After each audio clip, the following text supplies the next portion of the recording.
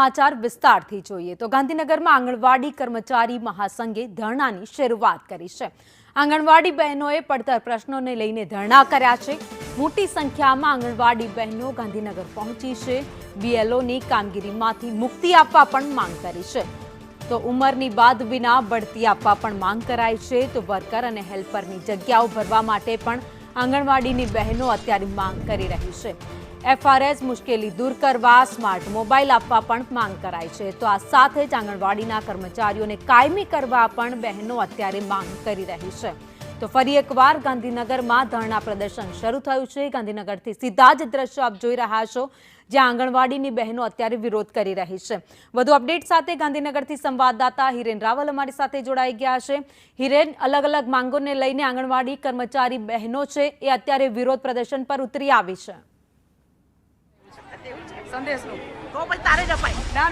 તો સ્વાભાવિક રીતે જે બહેનોની માગણીઓ છે એ માગણીઓને ધ્યાનમાં રાખી ભારતીય આંગણવાડી કર્મચારી મહાસંઘ છે એના દ્વારા આજે એક દિવસનો આ ધરણા પ્રોગ્રામ છે। ગાંધીનગરની સત્યાગ્રહ છાવણીના આ દ્રશ્યો બતાવીશું કે સમગ્ર રાજ્યની અંદરથી બહેનો જે અહીંયા આવેલી છે અને એમની જે માગણીઓ છે સરકાર તરફી એ માગણીઓની રજૂઆત સરકારને કરવામાં આવશે।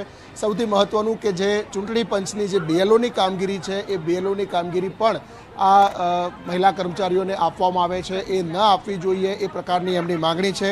આ ઉપરાંત સુપ્રીમ કોર્ટ અને હાઈકોર્ટના નિર્ણયોના વિરુદ્ધ કામગીરી છે એ અને એનું અમલીકરણ નથી થતું એ પ્રકારની પણ એમની વાત સામે આવી રહી છે। જે બહેનો અહીંયા પહોંચેલા છે એ બહેનો સાથે વાત કરીશું। બેન, શું મુદ્દાઓ છે કે આ તડકો છે, આમ તો શ્રાવણ મહિનામાં વરસાદ હોવો જોઈએ, છતાં તડકામાં પણ બહેનો અહીંયા પહોંચી છે?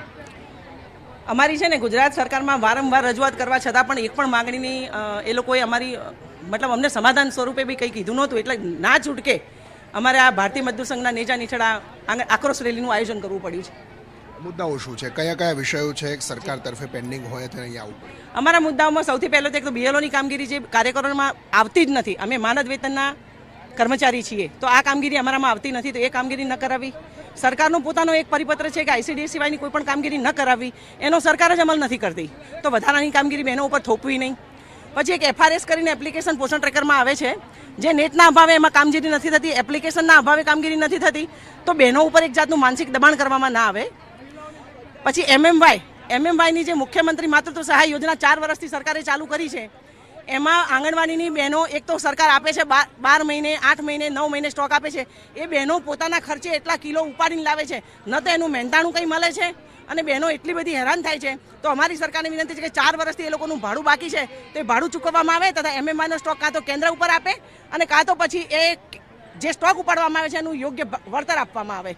યશોદા માતા કહે છે અને અલગ અલગ પ્રકારના ઉપનામ પણ તમને બધાને આપ્યા છે, પરંતુ એનું પૂરતું વળતર નથી મળતું, કારણ કે દર વર્ષે તમારે અહીંયા આવવું પડે છે। સરકાર શોષણ કરે છે એવું લાગે છે?